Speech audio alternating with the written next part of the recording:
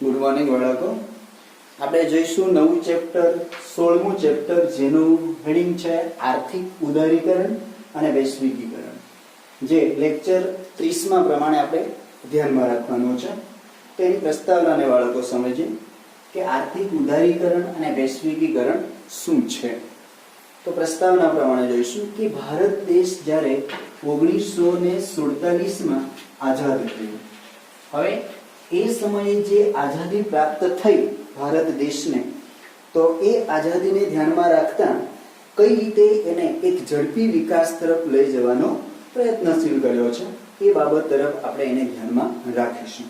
તો જોઈએ કે આપણી સરકારે આયોજનના માર્ગને સ્વીકાર કર્યો. હવે એમાં આયોજન શું છે? તો જે સરકાર બને અને જે સરકારની ચોક્કસ આયોજનતાનો આધાર બનાવવા માટે શું કરવું પડે? તો દાખલા તરીકે જે સરકાર છે એને 5 વર્ષ માટે એની સરકાર ચાલતી હોય છે, અને એ 5 વર્ષ માટે એ કયા પ્રકારના પગલાં લેશે, એટલે કે ઉદ્યોગોની સ્થાપના કેવી કરશે, રેલ માર્ગની વ્યવસ્થામાં કેવો ફેરફાર કરશે, કાયદાકીય વહીવટમાં કેવો ઉપયોગતા વધારશે અને કઈ રીતે એમાં વધારો કરશે, તે બાબતને અહીં શું કહેવામાં આવ્યું છે? તો કે આયોજનબદ્ધતા. અને એ આયોજનબદ્ધતા કઈ રીતે કરી શકે સરકાર, એના ઉપર અહીં શું કરવામાં આવ્યું છે? હાથ ધરવામાં આવ્યું છે. હવે પરિસ્થિતિ એવી ઊભી થઈ કે જેને લઈને કઈ રીતે એ આગળ વધશે. આપણે ચેપ્ટર જે છે ઉદારતાપૂર્વક અને વિશ્વ સાથે વેપારીકરણનો જે હેતુ છે એ કઈ રીતે સિદ્ધ થઈ શકે એના ઉપર અહીં ભાર મુકાયો છે. એક પછી એક પંચવર્ષીય યોજનાઓનો અમલ દ્વારા ઝડપી આર્થિક વિકાસ પ્રાપ્ત કરવાનું કાર્ય હાથ કર્યું. હવે પંચવર્ષીય યોજના એટલે શું? તો આપણે અહીંયા જોઈ ગયા કે પંચવર્ષીય યોજના એટલે જે તે સરકાર જે છે એ સરકારના જે 5 વર્ષો હોય એ 5 વર્ષ પછી એ સરકાર જે છે એ શું કરે છે? એને જરૂરિયાત પ્રમાણે ધ્યાનમાં રાખે છે. એટલે આ 5 વર્ષ જે છે પંચવર્ષીય યોજના પ્રમાણે કે કેટલા કામો કરવા એ પહેલાથી શું કરે છે? રજૂઆત કરે છે. આપણે જેને એક અંદાજપત્ર કહીએ છીએ, જે દર 1 વર્ષે સરકાર દ્વારા શું થતું હોય છે? રજૂઆત થતું હોય છે. એના આધારે આવા પ્રકારની યોજનાઓ 1947 થી આઝાદ ભારત પછી એને સ્વતંત્રતાની રીતે નક્કી કરવામાં આવ્યું. આ માટે નાણાકીય નીતિ, રાજકોષીય નીતિ અને ઔદ્યોગિક નીતિ, એટલે અહીંયા 3 શબ્દો લીધા છે: નાણાકીય નીતિ, ઔદ્યોગિક નીતિ અને રાજકીય નીતિ.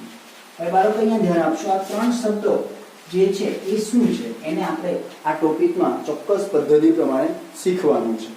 નાણાકીય નીતિ એટલે એક વર્ષમાં કેટલો ખર્ચ કરવો, કોની પાછળ? પશુપાલન પાછળ, રેલવે પાછળ, શિક્ષણ પાછળ, પાણી પુરવઠા પાછળ, બાંધકામ ખાતા પાછળ. એ બધી બાબતો શેમાં સમાવેશ થાય? નાણાકીય બાબતમાં. ઔદ્યોગિક નીતિ એટલે કેવા પ્રકારના ઉદ્યોગો, મધ્યમ કક્ષાના ઉદ્યોગો, ભારે ઉદ્યોગો, કયા પ્રકારના ઉદ્યોગોમાં શું કરવો? તો કે વધારો કરવો. એ બધી જ બાબતો ઉદ્યોગીકરણની રીતે જોવાનું. અને રાજકોષીય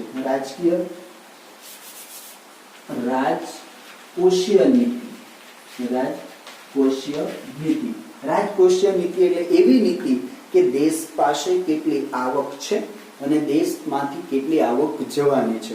એ બધી જ બાબતો, આવક અને જાવક, ધ્યાન રાખજો, આવક અને જાવક બંને જે છે, આવક અને જાવક બંનેનો જે સરવાળો છે તે રાજકોષીય નીતિમાં સમાવિષ્ટ કરવામાં આવે છે.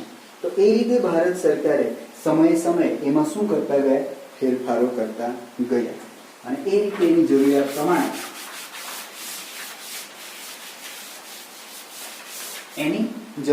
પ્રમાણે એમાં શું થતો ગયો? વધારો થતો ગયો. પરંતુ ઘણી યોજનાઓ પૂરી થઈ ત્યાં સુધી આર્થિક વિકાસ સાંધવામાં સફળતા ન મળી શકી. આવી રીતે તો કેટલીય પંચવર્ષીય યોજના પૂર્ણ થઈ, ગઈ, પણ એમાં શું ન મળી? તો કે સફળતા ન મળી. એનો સીધો અર્થ શું થયો? કે સફળતા ન મળી એટલે શું થયું? તો દેશનો આર્થિક વિકાસ એકંદરે જોઈએ એટલો શક્ય બની શક્યો નહીં, એવો એનો સીધો અર્થ થયો. બીજી બાબત લખીએ, આથી સરકારે નિષ્ફળતાના કારણોની તપાસ કરી કે કેમ ભારત દેશનો જે આર્થિક વિકાસ છે એ આર્થિક વિકાસ થઈ શકતો નથી, કે આર્થિક વિકાસ શક્ય બની શકતો નથી. તો એનું શું કારણ? તો એ માટેની જે ભૂલો છે, ખામીઓ જે છે, એ ખામીઓ કે ભૂલો માટે એને શું કરી? તપાસ કરી. અને એ તપાસ બદલ શું કરશે? એના માટેનું આગળનું આયોજન કરશે જે તે સરકાર. અને આ રીતે લેવા જુદી જુદી આર્થિક નીતિઓને નવો ઓપ આપવાનો સ્વીકાર કર્યો. જે અન્વયે 1991ની ઔદ્યોગિક નીતિમાં આપણને મહત્વનો પ્રશ્ન કયો હતો કે ઉદ્યોગોની જે બાબતો છે, તો ઉદ્યોગોમાં 1991ની નવી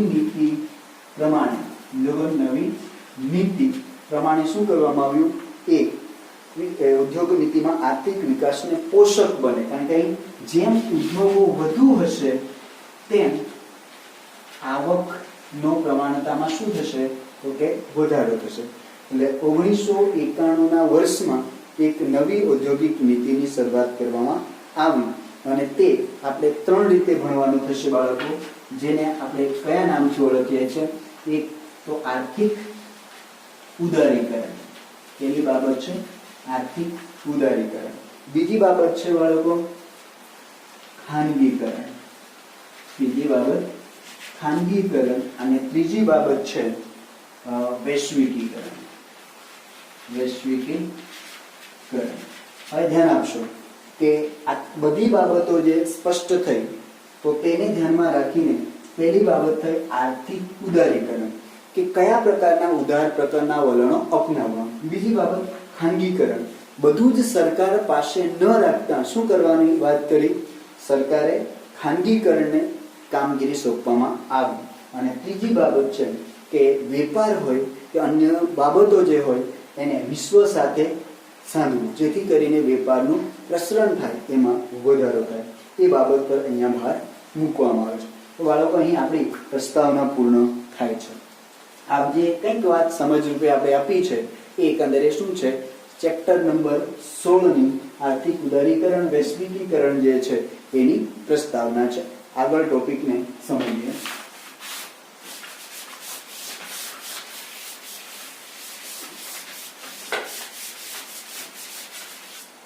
તો જોઈએ, પહેલો મુદ્દો જે એમાં આવે છે તેને આપણે સમજીશું, આર્થિક ઉદારીકરણને. આર્થિક ઉદારીકરણ હવે સમજીએ. તો કે આર્થિક ઉદારીકરણ એ શું છે, પહેલા તો એ સમજવાનું છે. આર્થિક ઉદારીકરણ છે શું? તો જોઈએ કે સરકાર ઔદ્યોગિક નીતિ દ્વારા, સમજો બાળકો, સરકાર ઔદ્યોગિક નીતિ દ્વારા, કઈ નીતિ દ્વારા? ઉદ્યોગોની નીતિ દ્વારા.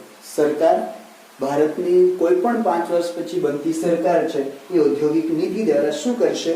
ખાનગી ક્ષેત્ર પરના, ધ્યાન રાખશો, ખાનગી ક્ષેત્ર પરના, એટલે તમામ બાબત ખાનગીને પણ નહીં આપશે અને તમામ જવાબદારીઓ સરકાર પણ નહીં રાખશે. ક્ષેત્ર પરના અંકુશો અને નિયંત્રણો પરના અંકુશો અને નિયંત્રણો અહીંયા ધ્યાન આપવાનું છે. આપણે આર્થિક ઉદારીકરણની આ વ્યાખ્યાગત વાતને સમજી રહ્યા છે. નિયંત્રણ ક્રમશઃ ઘટાડો કરે, ક્રમશઃ શું કરશે? ઘટાડો કરે.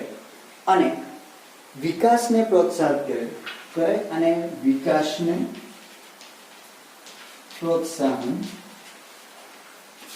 પ્રોત્સાહન કરશે. કરે તેને ઉદારીકરણ, પ્રોત્સાહન કરે તેને ઉદારીકરણની નીતિ કહેવામાં આવે છે. હવે વાત સમજો કઈ રીતે એ વાતને આપણે ધ્યાનમાં રાખવાની છે કે સરકાર ઉદ્યોગોની નીતિ દ્વારા ખાનગી ક્ષેત્રના અંકુશો, એટલે જે વધુ પડતું ખાનગીને જ ના આપી શકે અને બધું જ ખાનગી ક્ષેત્ર આપી શકાશે નહીં. નિયંત્રણ રાખવાનું છે, અંકુશ રાખવાનું છે. અને ધીરે ધીરે એ અંકુશ એટલે કે ઘટાડો જે છે, નિયંત્રણ જે છે, ક્રમશઃ ધીરે ધીરે એક પછી એક ઘટાડો કરશે. અને જેથી કરીને શું થવું જોઈએ? વિકાસને પ્રોત્સાહન કરે એવી બાબત બને કે ઉપયોગમાં આવે એને ઉદારીકરણ તરીકે ઓળખવામાં, કે ઉદારીકરણની નીતિ તરીકે ઓળખવામાં આવે છે. હવે એનું સીધો સ્પષ્ટ શું થયું કે ઉદારીકરણ શું છે? તો અહીં જે નિયમો છે એને શું કરવાની વાત કરી? અંકુશમાં રાખવાની કામ કરી, નિયંત્રણમાં રાખવાનું કામ કર્યું, અને ક્રમશઃ રીતે એમાં શું થતો જાય? ઘટાડો થતો જાય. બરાબર વાત ખ્યાલ આવે છે? આર્થિક ઉદારીકરણ અહીં નિયમ જે છે, કાયદાઓ જે છે એને અંકુશમાં રાખવાની વાત કરવામાં આવી છે. તો આ થઈ ઉદારીકરણની વ્યાખ્યા. આ બાળકો થઈ ઉદારીકરણની વ્યાખ્યા. હવે પ્રશ્ન એ ઉભો થાય છે કે શરૂઆતમાં ઉદારીકરણ હેઠળ સુધારા અપનાવ્યા હતા તે કેવા હતા? ખાસ ધ્યાન રાખજો, ઉદારીકરણ હેઠળ જે પદ્ધતિઓ અપનાવી હતી એ કેવી હતી? તો એવી બાબતો આપણી પાસે 4 જેટલી બાબતો છે. એ 4 બાબતોને અહીં આપણે સમજશું. કે 18 ઉદ્યોગો જાહેર સાહસો, મતલબ શું?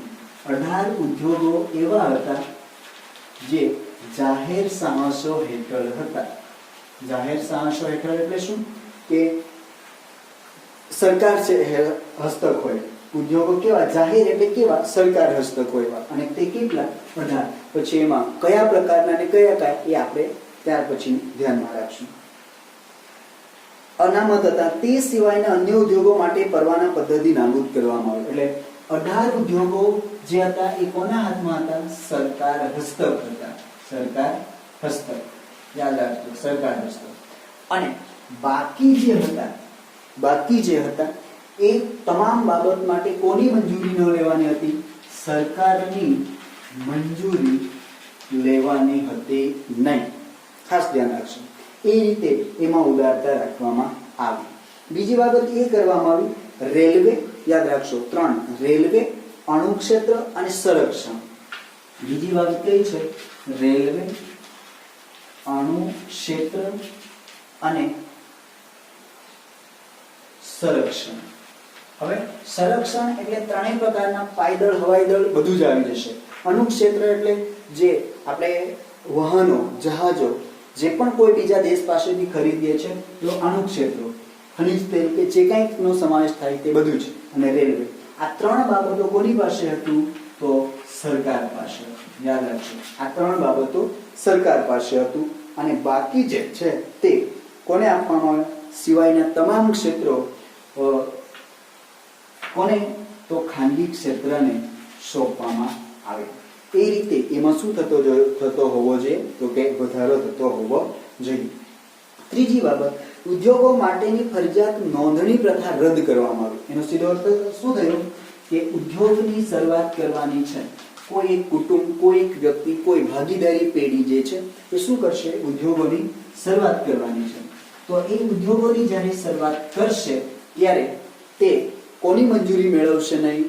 કે તે જે નોંધણી પ્રથા હતી, સરકાર પાસેથી જે નોંધણી પ્રથા હતી એને શું કરવામાં આવ્યું? નાબૂદ કરવામાં આવ્યું. ખાસ ધ્યાન રાખજો. ત્રીજી બાબત. અને ચોથી બાબત, પ્રદૂષણ ન ફેલાય, પર્યાવરણીય માટે જોખમ ન હોય તેવા ઉદ્યોગો સ્થાપવા માટે કેન્દ્ર સરકારની મંજૂરી મેળવવાની જોગવાઈ રદ કરવામાં આવી. ખાસ ધ્યાન રાખજો. પર્યાવરણ અને પ્રદૂષણ મુક્ત બને અને એ માટે સરકાર પોતે પરવાનગી આપે છે, કેન્દ્ર સરકારની મંજૂરી ન લેવાની, પણ નિયમને અંદર જ રહીને, નિયમના આંતરિક ભાગને ધ્યાનમાં રાખીને જ એ શું કરી શકાશે? તો તે બાબતને પૂર્ણ કરી શકાશે. એ ઉદારીકરણની શું હતી? આ 4 બાબતો હતી. આ રીતે એ ભારત સરકારે આર્થિક વિકાસ સાધવા માટે તેને અપનાવવામાં આવ્યો. હવે જોઈશું બાળકો કે આર્થિક ઉદારીકરણ જે આપણે ભણી ગયા તો એને લઈને ઉદારીકરણના લાભ શું હતા? તો એને આપણે લાભ જે છે ઉદારીકરણના લાભો, ગેરલાભો ત્યાર પછી જોઈશું. લાભો શું છે? તો ઉદારીકરણના પરિણામે ખાનગી ક્ષેત્રને મુક્ત વિકાસની તકો, કારણ કે કેટલીક બાબતોને લઈને શું કરવામાં આવ્યું? ત્યાં તેને મુક્ત રીતે વેપાર કરવાની પરવાનગી મળી, જે આપણે અંદર જોઈ ગયા. અને જેથી ઉત્પાદનમાં શું થયું, વધારો થયો. હવે બધું જ સરકાર પાસે નથી, ખાનગી ક્ષેત્ર પણ છે. એ એનો પહેલો લાભ. બીજી બાબત, ઉદારીકરણની નીતિનો સ્વીકાર કરવાથી વિદેશ વ્યાપારને બળ મળવાનું શરૂ થયું. કારણ કે આપણે બીજા દેશો સાથે પણ શું કરતા થયા, વેપાર કરતા થયા. અને વિદેશી વ્યાપારમાં શું થયું, વધારો થયો. એટલે આપણો દેશ બીજા દેશ સાથે શું કરતો થયો, વેપાર કરતો થયો. એ એનો ઉદારીકરણનો બીજો ફાયદો થયો. ત્રીજી બાબત, વિદેશ વ્યાપારમાં વધારો થવાથી વિદેશી હુડિયામણ, એટલે આપણે જેવી રીતે આપણા દેશમાંથી બીજા દેશમાં શું કરશું, કોઈ પણ વસ્તુનો નિકાસ કરશું, તો એ નિકાસ કરશું કે તે દેશ ખરીદશે તો તે કેટલીક રકમ આવકના રૂપમાં, હુડિયામણના રૂપમાં ચૂકવે છે. અને તે વધારાની જે આવક છે એ દેશની આવક બને છે. એને આપણે હુડિયામણ કહીએ છીએ. ફરીથી જોઈએ, હુડિયામણ શું છે કે આપણા દેશમાંથી કોઈ દેશ, દાખલા તરીકે કોઈ કાર ઉત્પાદક છે તો કાર ખરીદે છે, લઈ તો જાય છે મૂળ કિંમતમાં, પણ આપણા દેશમાંથી લઈ જતો હોવાને કારણે એને કેટલીક આવક ભરપાઈ કરવી પડે છે. અને એ આવક જે ભેગી થાય બધી જ બાબતને લઈને, તેને હુડિયામણ કહેવાય. તો એવી જે હુડિયામણ આવક છે એમાં પણ શું થતો ગયો બાળકો, અનામતમાં વધારો થયો. અને છેલ્લી બાબત કઈ છે, ઉદારીકરણના પરિણામે દેશમાં આંતરમાળખાકીય, દેશમાં ને દેશમાં, એક રાજ્યમાંથી બીજા રાજ્યોમાં શું થયું, સગવડતામાં પણ વધારો થયો, સુવિધામાં પણ વધારો થયો, અને વેપારીકરણમાં શું થયું, વધારો થયો. તો અહીંયા આપણે આર્થિક ઉદારીકરણની લાભો જે છે, ઉદારીકરણનો લાભ શું છે એ બાબત પર ધ્યાન આપ્યું. તો અહીં આપણે આ ચેપ્ટરને આટલા અહીં સુધી પૂર્ણ કરીએ છીએ. ત્યાર પછી આગળ જઈશું. Thank you.